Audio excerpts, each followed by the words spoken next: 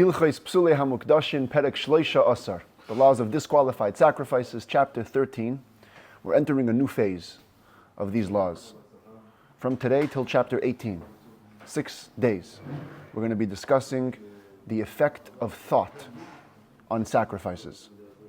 Having the right thought or the right intent is crucial to the kosher status, to the acceptability of a sacrifice, and an improper intent will disqualify the whole thing at specific times and specific thoughts. Not every thought and not every time. That's going to be all these chapters to define which ones are disqualifying. But we're moving to a very ethereal or refined element of halacha. You don't have this a lot, the power of thought. How much trust there is to thought. If you think about it, who's going to know if the Kohen is thinking this thought or not thinking this thought? There's literally no way to know. And yet, if the Kohen reveals to us that he had an improper intent, just the intent alone can disqualify everything. So if on the negative side it's like that, certainly on the positive side, how much the right intent, how much good thoughts could help. As the sayings of our sages, machshava mo'elet, just thinking can help somebody. There's stories about people that had a good thought about somebody else, and in that moment they were going through something and that gave them an energy. So here we have the legal element where it's more of a disqualifying factor, but it teaches us about the power of thought in general. So the Rambam begins, as he always does, with a very organized presentation of the basics of this concept. Halacha Aleph, Shalish Machshavos Hein, Shepois Linas HaKarbanos. There are 3 potential types of improper thought that can disqualify a sacrifice. And as we'll see, the level of disqualification changes. Sometimes the sacrifice is disqualified completely. The whole sacrifice is unacceptable. Other times the sacrifice is still acceptable, but it doesn't count for the owners. The owner has to bring another one. That's the disqualification. But whatever kind of disqualification it is, there are 3 potential types of thoughts that can do that. And it's very important to remember these terms because they're going to be repeated again and again and again the next 6 days. The Eluhein they are. Number 1, Machshavos Shinui Hashem. A thought about changing the purpose. Literally, Shem means name. Changing the name, it basically refers to a case where you have the wrong person in mind or the wrong type of sacrifice in mind, as we'll soon get an example in a minute. Number 2, Umachshavos Hamakom. An improper thought regarding the place, which means, as the Rambam will soon explain, that the Kohen is going to have in mind to either offer or eat the sacrifice in a place outside where it's supposed to be offered or eaten. And number 3 is Machshavos Hazman, an improper thought related to time, which again means the Kohen is going to think that I'm going to offer or eat this sacrifice in a time that's not allowed to be offered or eaten. And he immediately gives examples for each one. Machshavos Shinui Hashem Ketzad. What's an example of a thought involving the change of the name or change of the purpose? Zeh, this is a case of Hashoichet es hazevach shaloi lishmai. It's a Kohen who slaughters a sacrifice not for its name. So first, let's talk about the sacrifice itself. Let's say there's an oila. This sheep is supposed to be a burnt offering. It's a burnt offering, and the Kohen, while he's slaughtering, he's thinking, I'm slaughtering a peace offering. Even if you have them both in mind. Somehow the Kohen thinks one animal can be 2 things. So he slaughters the sacrifice thinking, I'm bringing both a burnt offering and a peace offering. Or he reverses it. He says, I'm bringing a peace offering and a burnt offering. Or he slaughtered the sacrifice with the wrong intent of the owner. Here, this guy's name is Chaim. And what's the Kohen thinking? I'm bringing David's peace offering. So he has a whole different person in mind. He's thinking of David when it's really Chaim. Both of these are Shinui Hashem. I gave an example on the screen of both happening at once, but either one classifies as Shinui Hashem. If the Kohen thinks of the wrong person or of the wrong type of sacrifice, Zuhi Machshavos Shinui Hashem, this is a thought relating to changing the purpose or changing the name. And as we're going to see, this is the least problematic. When you slaughter a sacrifice with this machshava, that Rambam will tell us in chapter 15, that the sacrifice is still kosher. Just the owner has to bring a new one. Machshavos Hamakom Ketzad, what qualifies as change of thought of the place? Says the Rambam, this would be a case where the Kohen slaughtered the sacrifice with the proper intent. He knew who it was for, he knew what type of sacrifice it was, but al minas, he had in mind that he's slaughtering it on condition lizrek damai. He wants to sprinkle the blood or offer a part of the animal that could be offered. We'll soon get a list of that on a different day. There's many different parts of the animal that could or could not be offered. But let's assume that he's taking a part that could be offered and he wants to offer it chutz la'azara, outside the temple premises where it cannot be offered. Or he thinks, as he's slaughtering it, he thinks, I want to eat this sacrifice, at least the part that could be eaten, not like, bones, let's say. Bones can't be eaten. But a part that could be eaten, he wants to eat it outside the proper place. So if it's kachei kachim, if it's the holiest of holy sacrifices, that means he plans to eat it outside the temple courtyard. If it's a later level sacrifice, that means he plans to eat it outside of Jerusalem. The point is, while he's slaughtering, he's thinking that he wants to eat it outside the proper place. Zuhi machshavas hamakan. Both of these, offering or eating outside the place, constitute an improper thought about place. Uzvachim shechashav lehen machshava zu. Any sacrifice that had this thought accompanying it, heim hanikrayim zvachim sheshchaton chutz limkayman. They're what we call in halacha sacrifices that were slaughtered outside of their place, even if they weren't. They may have been slaughtered right inside their place. But since there was accompanying them a thought of offering or eating outside the place, we also call them as if they're slaughtered outside their place. And the third category, machshavas hazman keitzad, what qualifies as an improper thought related to time? Same thing. The intent of who it's for and what it's for was all good. You slaughtered the sacrifice for its purpose. Al menas, with the condition, lizrek damai me'achar shetishka achama she'eino zman zrikasa. You plan to sprinkle the blood after sunset. You can't do that. That's outside of its proper time. Or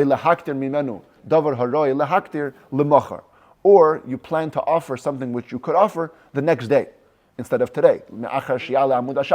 After dawn, which is no longer the time for offering. Or you plan to eat something which is edible after the time frame, which is fit for eating. Many sacrifices you only have one day and a night. Some sacrifices you get a day, a night, and the next day as well. You thought in your head, I'm going to eat it on the third day. Zuhi machshavas hazman. All of these things, a thought relating to offering or eating a sacrifice outside of its proper time, is called machshavas hazman, a thought about time. Uzvachim shechashav lehen machshava zu. Sacrifices that were accompanied with such a thought. Heim hanikrayim zvachim shenishchatu chutz lizmanan. They are called sacrifices that were slaughtered outside their improper time. Again, they weren't actually. They were slaughtered fine. But because you thought about eating it in an improper time, it becomes considered as if you slaughter the korban outside its proper time. Veheim hanikrayim pigul b'chol makayim. This last category, this third category, a sacrifice which gets disqualified because of a time issue, that's the one that's called pigul. V'zehu pigul ha'amar b'Torah. It's also the word pigul used in the Torah. Twice in the Torah we have this word, pigul. Pigul means rejected or disgusting. Torah says, in both cases, it's talking about a case. Look at this verse. V'im he'ochel ye'ochel mibsar zevach shlamav b'yom hashlishi. It says the peace offering could only be eaten for 2 days. If you eat it on the third day, then it's not acceptable. Pigul yiyah, it's considered disgusting. Same thing, Torah repeats it a couple of portions later. V'im he'ochel ye'ochel b'yom hashlishi. If a peace offering is to be eaten on the third day, pigul hu lo yiratzeh. It's pigul, it's not desired. If you read this simply, what is it referring to? Literally, you take a sacrifice, you wait 3 days, and you eat it on the third day. No, says the Rambam. Mipi ashmu alamdu, halach abeis. We learn from tradition, straight from Moses on Mount Sinai. Shezeh shenemar b'Torah. When the Torah says, V'im he'ochel ye'ochel mibsar zevach shlamav, that if a person eats from the flesh of his peace offering on the third day, it's not talking about literally eating on the third day. Einay medaber ela b'mechashev b'shas hakrava sheyochel mimenu b'shlishi. It's talking about a person. Yes, it's not a case of disqualified sacrifice later. This is at the outset. When the Kohen is sacrificing the sacrifice, if he has a thought that he's going to eat it, he wants to eat it on the third day, that's the case of pigul. That's the case of disgusting. In other words, Hashem doesn't want such a sacrifice. V'hu adin l'chol karban. Even though Torah here talks about the shlamim, the peace offering, it also applies to all sacrifices. Shechashav alav b'shas masav. If he thinks during the procedure that he's going to eat after the time that's fit for the eating of that sacrifice, that disqualifies it. And not only eating, v'chein, so too we learn from tradition that even though Torah here talks about the words he'ochel ye'ochel, but it's also true of im chashav lehaktir mimenu b'mizbeach, davar haroi lehaktara, le'achar zman haroi lehaktara. If the Kohen thought to offer on the Mizbeach something which could be offered after the proper time, that's also included in this verse. How so? So the rabbis learned it from an extra word. Kach lamdu mipi ashmua. We learn from tradition. Look at what the verse says. V'im he'achel ye'achel. It says twice the word eating. If it shall be eaten, it shall be eaten. That means we're referring to two types of eatings. Echad achilas adam ve'echad achilas mizbeach. Both the eating that the person does and the eating which the Mizbeach does. That's the offering. So if you thought an improper thought about your eating or the Mizbeach's eating, im chishev alei and achar zmanan harei korban pigul. If you had a thought to do it after the time, it's disqualified. It's pigul. By the way, the Talmud learns it also from an allusion of the word here, hamakriv oisai, the person who offers it. If literally it meant a person that's eating it, you shouldn't say the person that's offering it doesn't get atonement. You say the person eating it doesn't get atonement.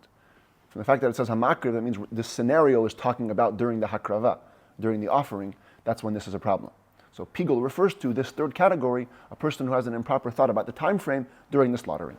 Halacha gimel aval korban shaloi nifsada machshavtai. But if you have a sacrifice whose thought was not disqualified, all the thoughts were good, ela nizrak dam el hamizbeach ki ilchasai, and you slaughtered the blood on the mizbeach properly, v'nishar mimenu la'achar zman achilasai, and then some meat actually remains after the time of eating.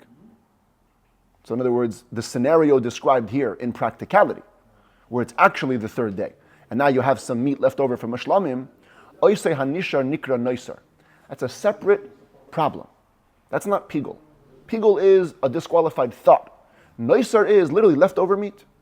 V'asur la'achle, it's forbidden to eat that. There is a law against eating leftover meat, but doesn't affect the sacrifice. The hakarban kvar nirtza v'kiper. The sacrifice was already atoned for and achieved atonement. How do we know this? Harehu omer badam. When it comes to the blood, the offering of the blood, it says in the Torah, Va'ani nesativ lachem al hamizbeach lechaper. I have given you the mitzvah to put the blood on the altar to achieve atonement. What do those words mean? Kevan shehigi adam lamizbeach ki ilchasai niskapru habaylim v'nirtza hakarban. The moment the blood reaches the mizbeach properly, the owners have achieved atonement and the sacrifice was accepted. The meat has to be thrown out, has to be burnt. But at this point, the kapara is done. Lefichach, therefore, ein mispagel elo davar sheyesh le matirin bein la adam bein la mizbeach k'may sheyizbar. Incidentally, says the Rambam, therefore, this is the source of the law that the concept of pigul only applies to entities or to things that have part of their procedure something which allows them to be eaten by a person or the mizbeach following them, as we're going to explain in later chapters. Because of this principle. If it's going to become permitted later, then now it can become pigul. But when it actually happens in action, that doesn't retroactively disqualify the sacrifice. And the Rabbi once spoke about this at length. How could that be? How could it be that a thought, just a thought, at the outset of the sacrifice will disqualify the whole thing, but actual action, leaving over the meat past its proper time, won't do anything to the korban? And the Rebbe said, from here we see the power of thought. The thing about action, even though it's more concrete than thought, but it only relates to one specific thing. This specific element within this specific context of time and space. The thought, the intention, is relevant to the entire sacrifice. It covers the whole offering. Actually, the essence of human being. Yeah, it's the core of the person. And therefore also, by the way, in spiritual terms as well. What's a korban? A korban means you want to bring yourself close to Hashem. Korban milashon kiruv, becoming close. There's two parts to becoming close. There's the decision to become close, and then there's all the specific ways that you become close. If the decision is not done in its fullest sense, then everything that's going to follow is going to be a little bit blemished. If you make the proper decision and then in the specifics, it doesn't pan out exactly as you planned, fine. A lack here is not going to affect a lack over there. Because you've entered the realm of ma'aseh, of action, where everything is specific. But if the machshavah, if the approach is off, then the whole thing is going to be off. And therefore, the power of intent is more influential than the power of ma'aseh. Now that I'm at something very critical, and he says, even though all the scenarios we just described, we're having these improper intents during slaughtering, the truth is an improper intent will disqualify a sacrifice during any of the integral procedures. Echad zevach, shechashav by achas mishalish machshaves elu b'shas shchita. The law applies whether it's a sacrifice where you had one of these three improper thoughts during the actual slaughtering, oy shechashav b'shas kabbalas hadam, or you had the same thought during receiving the blood. Part of the shchita is right after you would receive the blood into a cup. Oy b'shas haylachasai lamizbeach, or when you're walking it to the altar. Or when you are sprinkling it on the mizbeach, because these four services, the slaughtering, the receiving, the walking, and the sprinkling, are integral to the kosherness of a sacrifice. And therefore, if you had an improper thought at any of these 4 points, sacrifice is disqualified. And says the Rambam, if we can say this in other words, it turns out as follows. If we can summarize like this. There are 4 stages at which a sacrifice can become disqualified with improper thought. B'shchita, in slaughtering, with the Kabbalah, receiving the blood, with Hilchos and walking the blood to the Mizbeach, with Mizbeach, and sprinkling the blood on the Mizbeach. That's for an animal. The ha'oif, a bird sacrifice, b'shnei dvarim.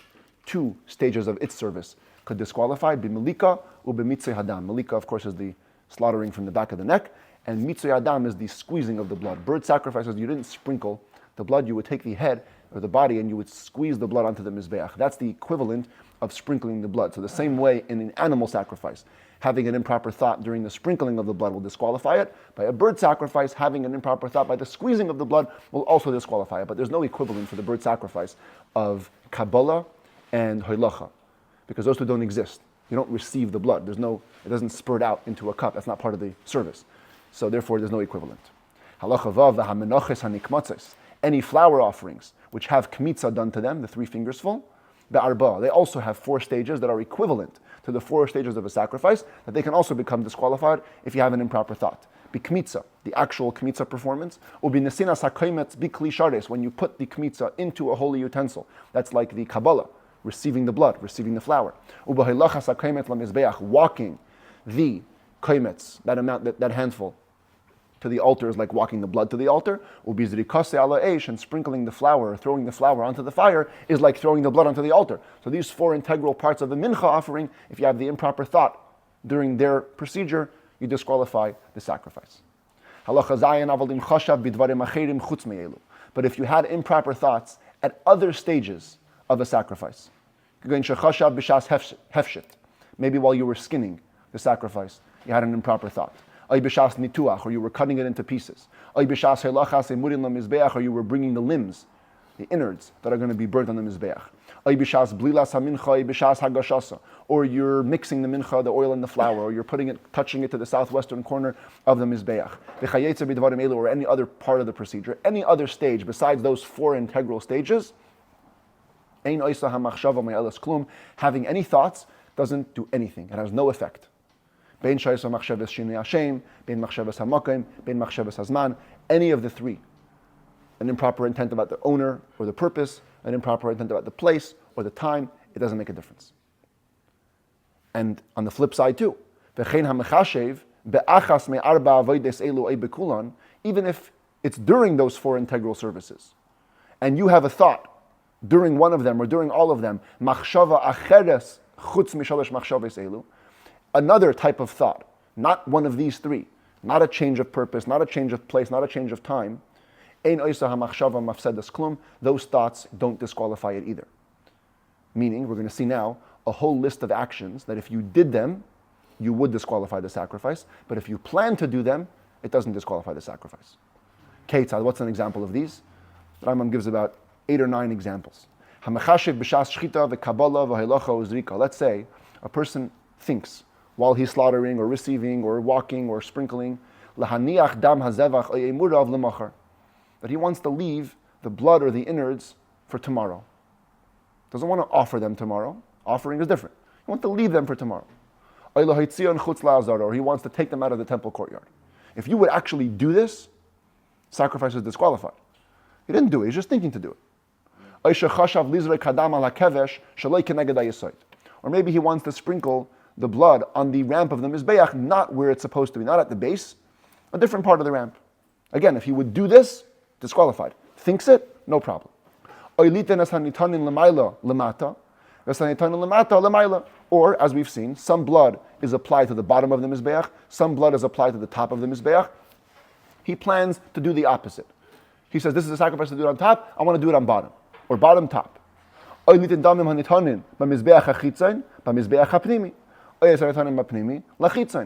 wants to switch locations. He wants to put it on the inner altar instead of the outer altar, or the outer altar instead of the inner altar. Again, if you would do this, problem. Think it, no problem. Or maybe he wants to bring the blood of the sin offering inside. Only certain sin offerings went inside, not all of them. Or he thought, he plans to feed the sacrifice to impure kohanim, or people that can't eat other sacrificial meat. Or he wants impure people or other disqualified kohanim to offer it.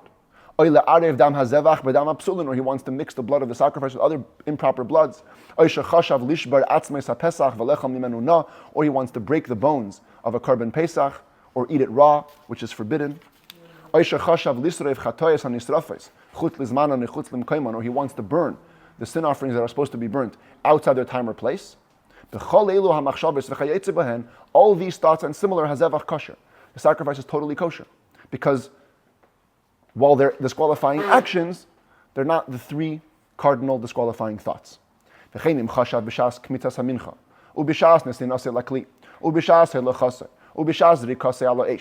thing if you had any of these thoughts during the mincha offering, the four integral stages, the kmitza, the placing of the kmitza, the walking of the kmitza, and the sprinkling, throwing it on the fire.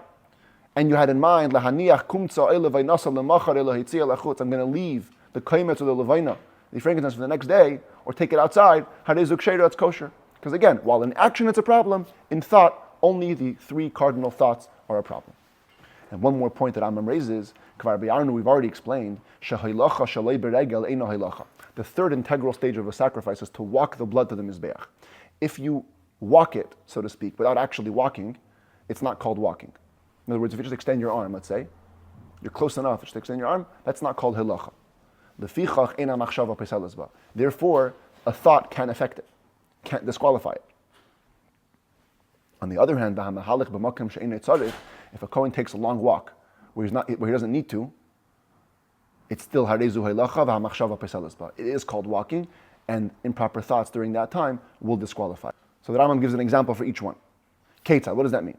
Kibel hadam v'hu oimed b'mkoimei. Let's say the Kohen received the blood right here. He's literally next to the Mizbeach. He's standing in place, upashat yadoi lezorker el mizbeach, and he stretches out his hand to sprinkle the blood on the Mizbeach. For him, that's the third stage. That's bringing the blood to the Mizbeach. V'chashav be'ez shepashat yadoi badam, and he has an improper thought while he extends his hand. Eina machshava pesel. Thought doesn't affect it, because that's not hilacha.